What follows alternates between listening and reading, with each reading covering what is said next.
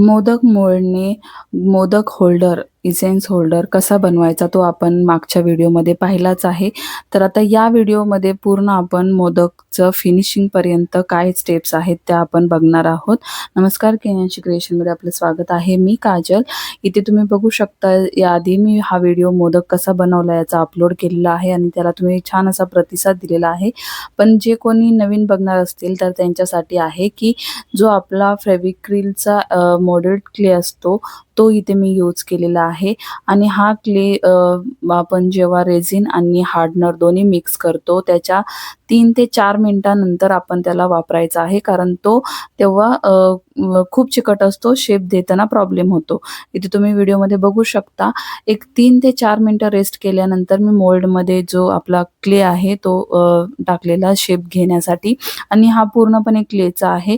याच्यामध्ये मी अजिबात कोणताही कागद किंवा कापूस काहीच असं कोणतं मटेरियल यूज नाही केलं. प्युअर क्लेचा मोदक आहे हा आणि एकदा शेप दिल्यानंतर परत एकदा आपण त्याला फिनिशिंगसाठी परत मोल्डमध्ये टाकून अशा प्रकारे बनवलेला आहे.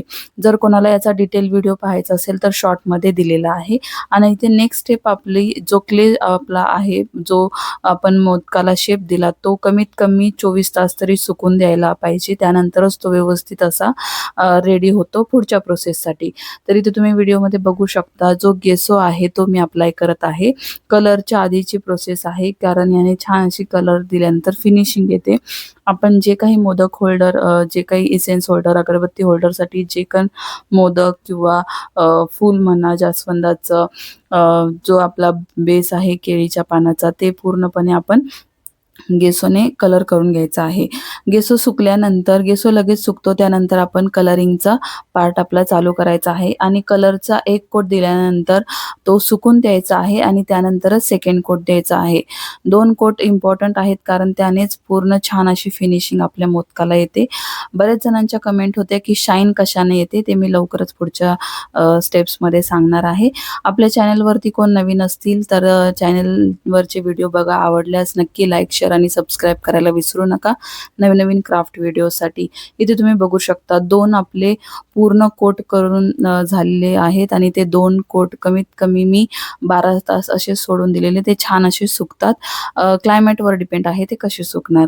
आणि जसं की आपल्या मोदकाला आपण जे केसरचे जो कलर इफेक्ट आहे तो देण्यासाठी इथे मी येलो कलर असाच लावून घेत आहे व्हिडिओत दाखवल्याप्रमाणे.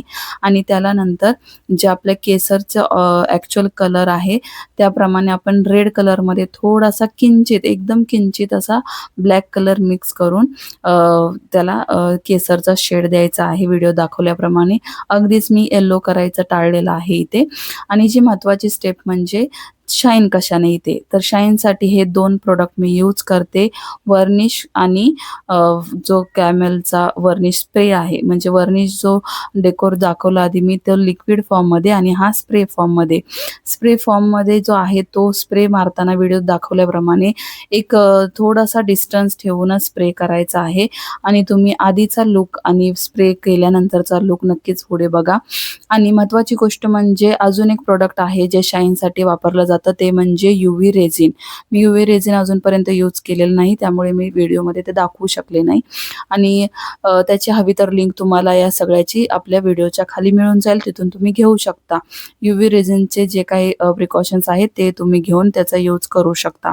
आणि इथे तुम्ही बघू शकता जे आपले 2 कोट आहेत वर्निश स्प्रेचे ते पण देऊन झालेले आहेत. आणि फायनल म्हणजे आपलं जे पूर्ण आपले पार्ट आहेत, जे मोदक आणि पान किंवा जे आपलं जास्वंदाचं फूल आहे ते स्टिक करायचं.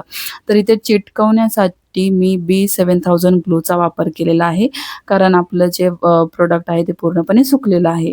आणि इथे मी थोडंफार, माझ्याकडे मिरर होते सर्कलमध्ये, विविध शेपमध्ये, पण इथे मी सर्कलमधले मिरर यूज केलेले आहेत. आणि हे डॉट मंडालाचं टूल आहे, त्याने मी इथे थोडंफार डॉट करून घेत आहे. तुम्हाला हवं असेल तर तुम्ही पूर्ण कलरचे झिगझॅगही करू शकता.